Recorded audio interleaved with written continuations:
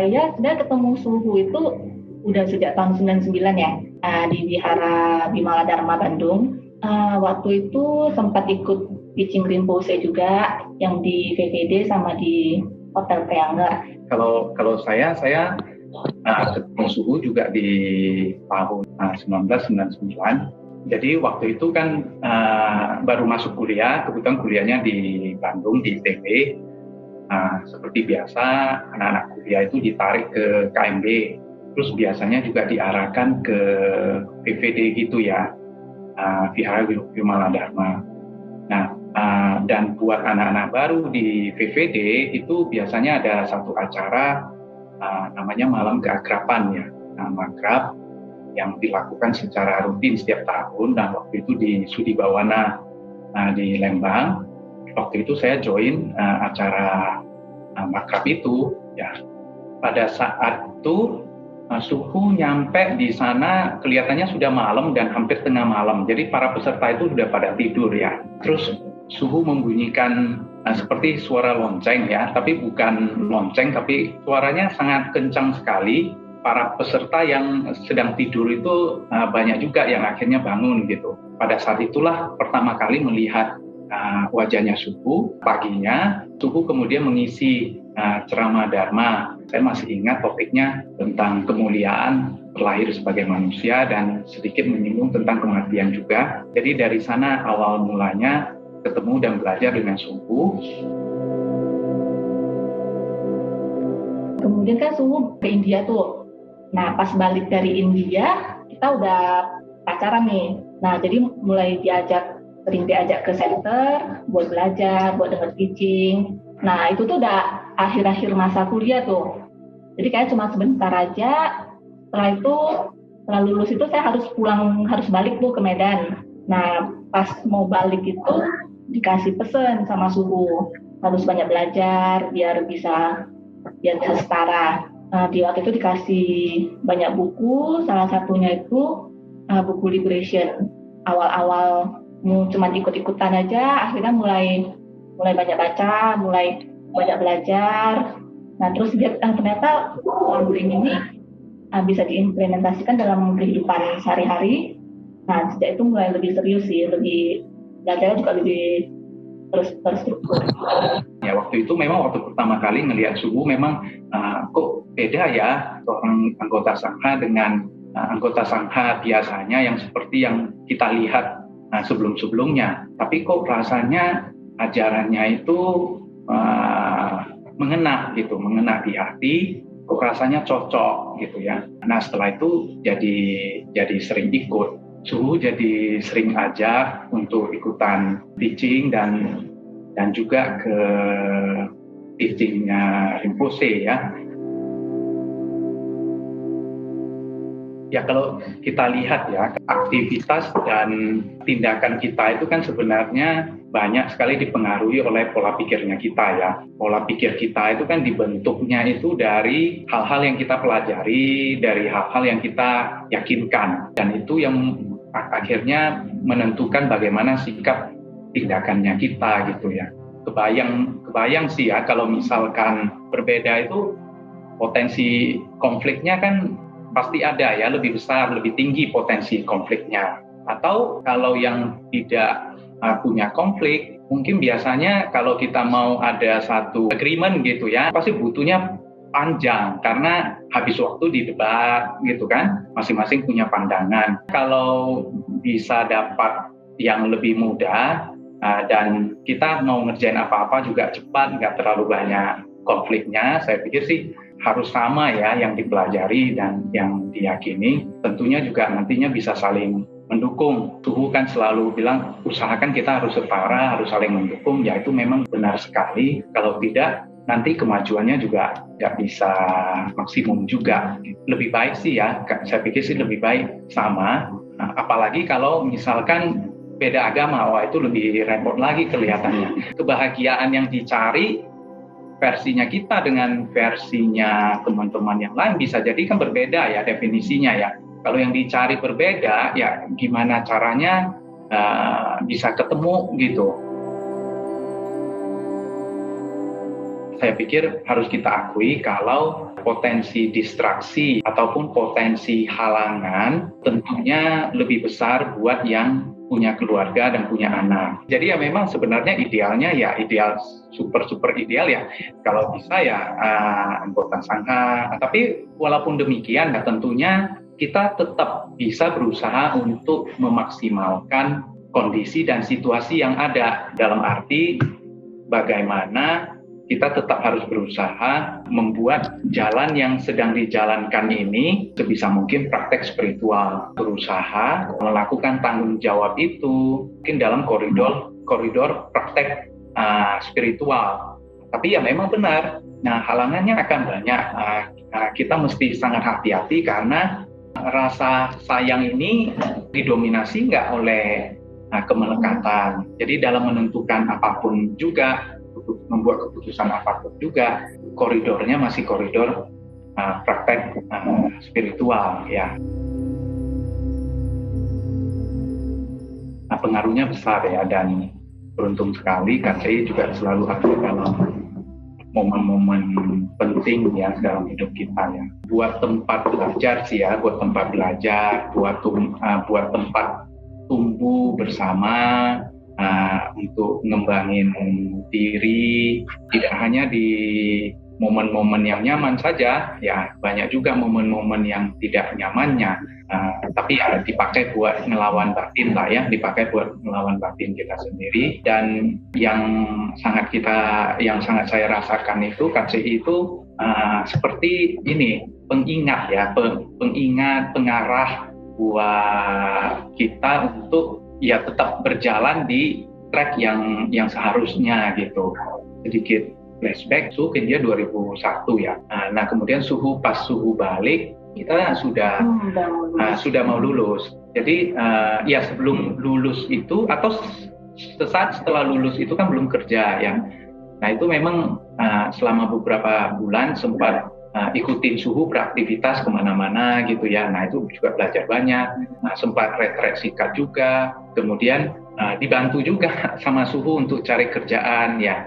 Kerjaan yang pertama itu juga prosesnya lama dan panjang gitu. Nah setelah kerja, dan terasa banget kalau kita kerja itu kan lingkungannya berbeda sekali ya. Lingkungannya berbeda sekali dengan lingkungan KCI yang kita rasanya sangat aman, sangat safe, kekeluargaan. Nah itu yang dibilangnya halangan kan, halangannya besar, distraksinya besar. Nah tapi ya beruntung juga karena kita mengenal ajaran Lamrim, setidaknya itu selalu menjadi pengingat ya, pengarah bagaimana dalam berpola pikir, berusaha semaksimal mungkin supaya yang kita lakukan di lingkungan kerja kita itu gak hanya aktivitas kerja biasa saja, tapi membuatnya coba dalam koridor praktek spiritual gitu ya. Jadi bisa lebih baik. Nah kemudian setelah kerja beberapa tahun kemudian kita menikah, ya banyak juga diberi wejangan, nasihat oleh Suhu sebelum menikah. Kita beruntung juga pernikahannya bisa diberkati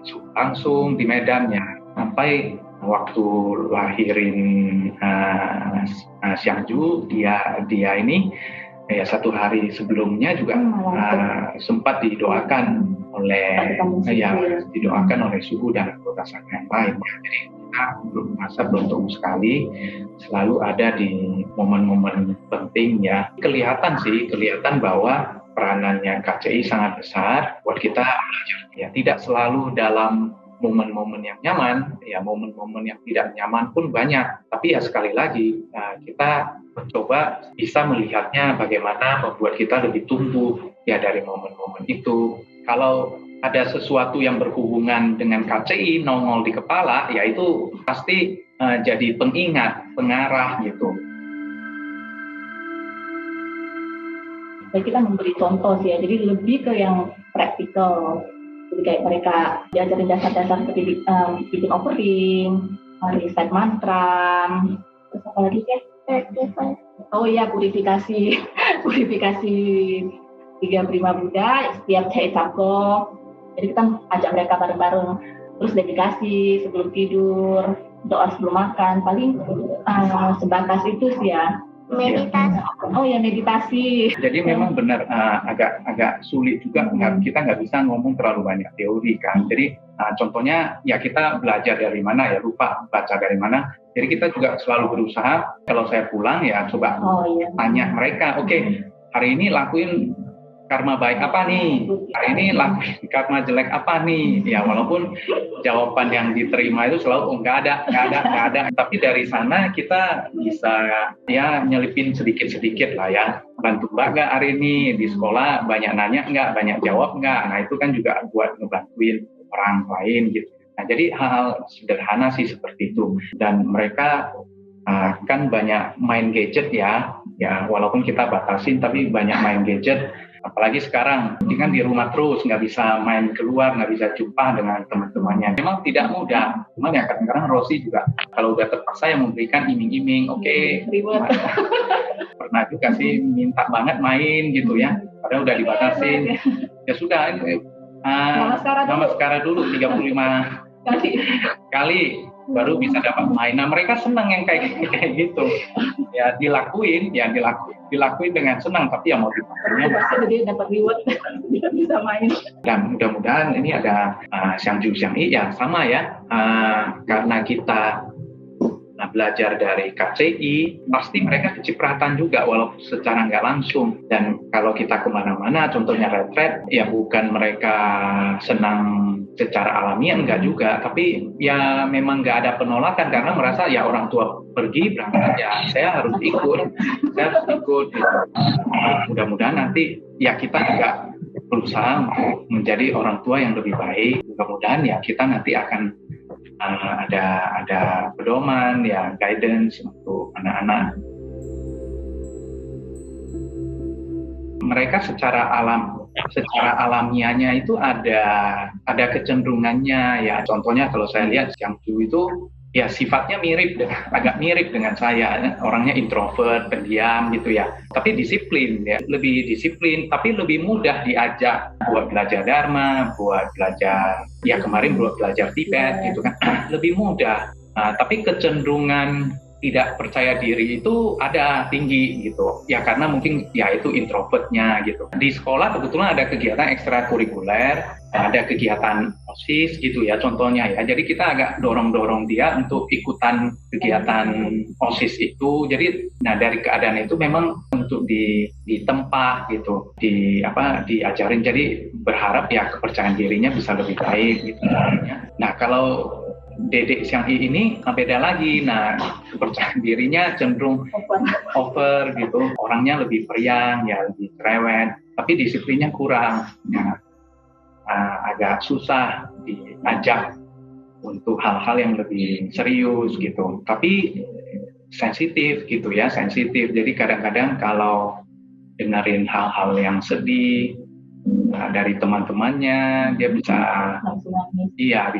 langsung nangis gitu. Jadi tidak mudah untuk mengarah juga ya. Ya kita belajar terus sih, mencoba untuk mungkin tidak sulit ya. Mungkin kalau dibandingkan dengan yang dewasa tidak lebih mudah sih, bahkan jangan-jangan lebih kompleks. Memang dari gadget itu kan tinggi sekali. Mereka lihat YouTube, kita juga bingung mereka belajarnya dari mana, informasinya dari mana gitu. Gampang banget dari YouTube.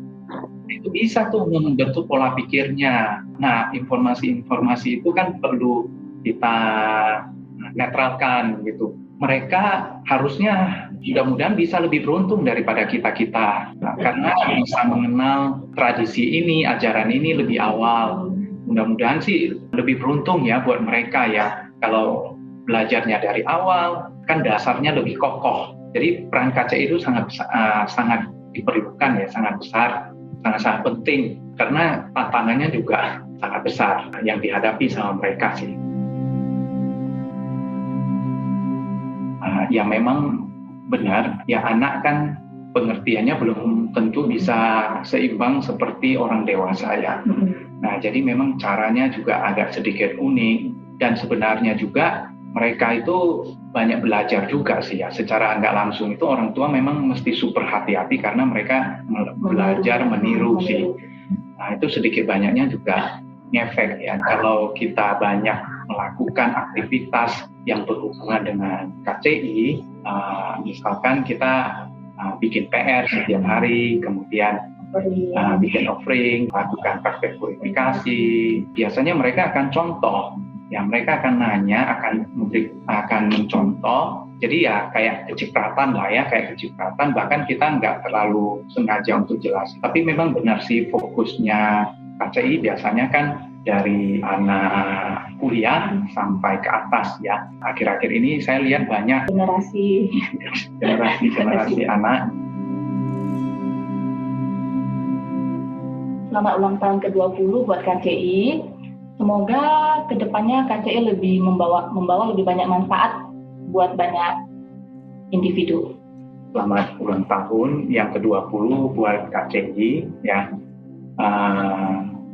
Semoga guru-guru selalu bersama dengan kita dan buat waktu yang terus-menerus ya, selalu bersama kita. Semoga kita terus berada di lingkungan KCI, terus bisa belajar dari KCI, dan terima kasih sudah bisa menjadi bagian dari KCI ya. Dan terakhir ya, semoga dampak bisa semakin lama semakin besar, mempengaruhi kehidupan orang lebih banyak, khususnya bangsa Indonesia.